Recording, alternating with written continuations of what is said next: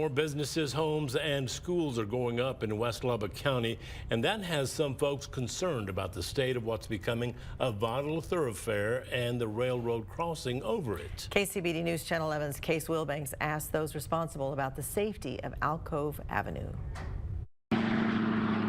Signs on the corner will lead you off Highway 62 and to the developments like new businesses on Alcove Avenue. Crossing railroad tracks to get there is a must.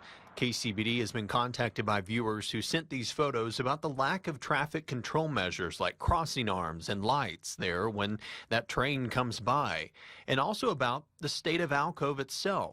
Improving Alcove into a 3-lane roadway is part of Lubbock County's Better Safer Roads program and has been even before it was annexed by the city of Wolfforth. County leaders say the designs are 90% complete and will go out to bid next summer. As for the railroad crossing, they say the county, city of Wolfforth, Lubbock, and Western Railway and TxDOT are coordinating.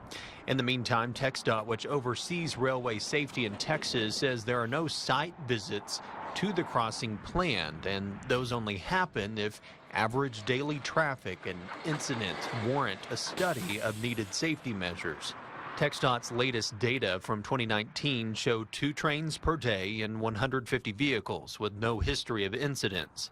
But a site review can happen if the public reports near misses using this number on this blue sign. The railroad company can also request an upgrade to the crossing.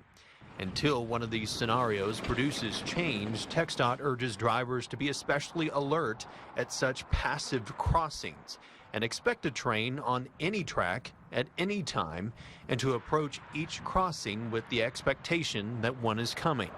In fact, they say don't rely on the signals or a train whistle. Look up and down the tracks, and if in doubt, be safe, stop, and wait. Case Wilbanks, KCBD News Channel 11.